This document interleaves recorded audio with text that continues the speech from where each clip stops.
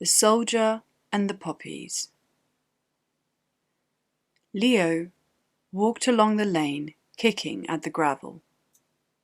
His hands were shoved so deep into his pockets, he could feel the chill autumn breeze sneaking under the hem of his polo shirt.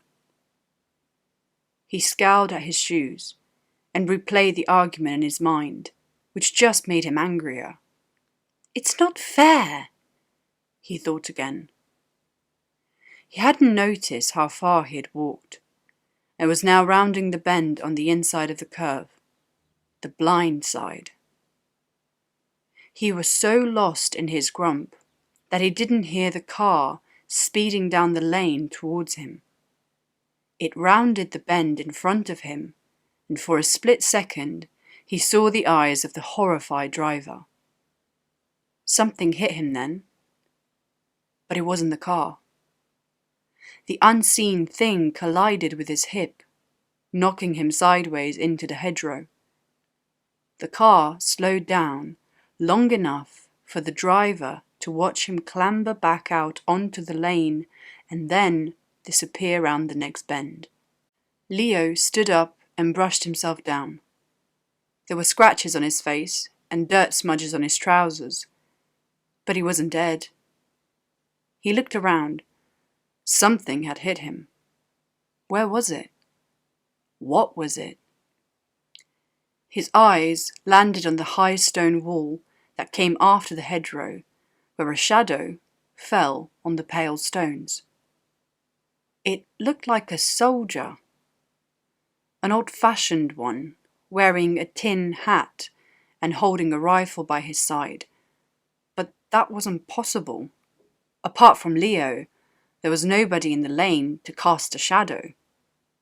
Maybe it's a painting? Leo wondered to himself. It was Remembrance Sunday this week, and the village had installed a row of iron soldiers on the green, their heads bowed in respect. Maybe this was just a part of that. He wandered over to the wall and studied it. The shadow was almost black, but for a gentle red warmth. Leo raised his hand to touch it. No thank you," the shadow said, and took a step to the side. Leo froze. He stared unblinking at the soldier, his heart thudding in his ears. He closed his eyes and took a deep breath. "Snap out of it," the soldier barked. "I thought children were open-minded." Leo was offended. "I am open-minded," he said and straightened up.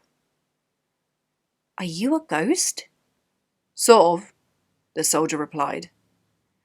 "Are you magic?" Leo asked. "I suppose so, in a way."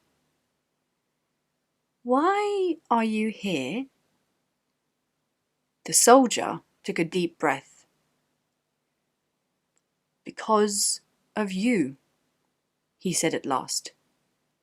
"Me?" There was that sense of alarm again. "Yes, you are important," Leo scoffed. "I'm not important," he said and continued walking down the lane towards the main road.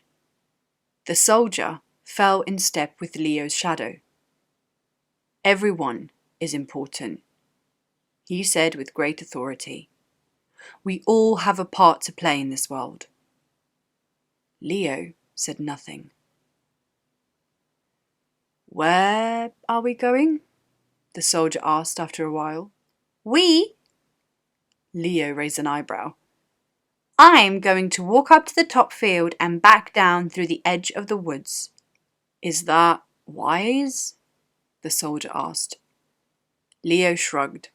Right now, he didn't care. He needed to be alone to walk off the horrible things he had said to Mum. The soldier seemed to hear his unspoken words. You can be alone in safer places than woods that nobody knows you're in. Leo turned abruptly off the lane and jumped over a fence into a field. Crisp beige stalks stuck up from the ground like the bristles of a coat brush. The sun was shining, but the dead remains of the last crop still made the field look sad and unloved. Leo stamped across the centre of the field, crushing the stalks underfoot. The soldier matched his stride, but made no sound. They reached the top field, and Leo placed a foot on the bottom rung of the gate. The soldier cleared his throat. "It's fine," Leo said. "We just cut the corner of this field and pop out into a meadow that joins the woods. I'll be home in 20 minutes. "The footpath goes around this field," the soldier said, "not through it." A moment later, Leo was over the fence and stomping towards the woods. His feet made a pleasing swishing sound as he walked through the long grass. But there was something else. Leo stopped and listened hard. He could almost hear something. He was only halfway across the corner of the field and suddenly felt dangerously exposed. He turned slowly to see an enormous brown bull pawing at the ground. It was standing beyond the gate he had jumped over. He had landed only feet from it, but with his back turned and his mind occupied, he had no idea it was there. And now he was trapped out in the open. The bull tossed his head and stamped on the ground again. There was a low, rumbling "Rumph!" and he lowered his head towards Leo. "It's going to charge," Leo realized. Panic engulfed him, and the bull began to move towards him, slowly at first, and then with gathering speed. The soldier let out a roar of effort from somewhere to the left of Leo, and darkness exploded in front of him. It seemed to Leo that the soldier had wrenched himself free of the walls and hedgerows and had contorted himself into a screen of sorts, hiding Leo in darkness. The bull slowed up and stopped. It looked at the shadow and snorted. There was another groan of effort from the soldier. "Move!" he croaked to Leo. Leo needed no further encouragement. He turned and ran for the gate. The soldier fell to the floor, panting with exertion. Leo leapt over the gate to the safety of the meadow beyond and collapsed back against the hedge, sucking in great gulps of air. He closed his eyes and focused his attention on slowing his pulse to a more normal rhythm. The soldier grunted as he sat down beside Leo. "So, not quite as fine as you thought then," he said between breaths. "Maybe a better look around in future?"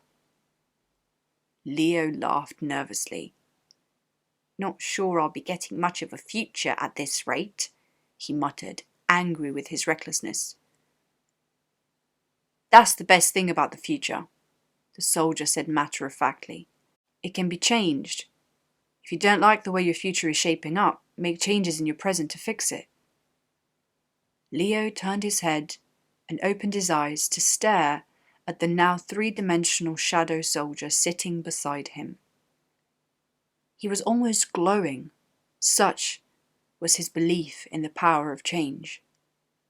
Leo turned his attention away from the soldier, and his breath caught in his throat at the dazzling sight before him. Row upon row of poppies in full bloom marched out across the meadow, rippling in the breeze like a blood-red ocean. Had they been there when he leapt the gate? Surely he would have seen them. Leo got to his feet and stepped into the midst of them, the soldier by his side. He walked slowly, watching in wonder as his fingertips brushed the petals. "I've never seen so many poppies," he whispered. "I have," the soldier said quietly. "They bloomed on the battlefields. Each one of the poppies you see here represents a soldier who fought for this country. Leo's eyes fell. He watched his feet stepping among the fallen soldiers of the past and felt a great swell of pride and hope bloom in his chest. His actions mattered. Of course they did. He made a promise then, in the depths of his heart, to look forward. After what seemed like a very long time, they reached the woods. Leo stepped out of the poppies and onto the path that led back down the hill to the village. "Well," he said, "down there lies my future." The soldier didn't move. Leo turned to look at him. "Aren't you coming?" he asked. The soldier shook his head and shouldered his rifle. Leo looked at the soldier in dismay and understood. The soldier existed in the past so that Leo could have a future. They were connected. What he did mattered. He felt the familiar cry of "it's not fair" ring out in his ears, but it wasn't big enough. Countless people lost their lives so that generations of people they would never know could enjoy theirs. Once again, the soldier seemed to hear his whispered thoughts.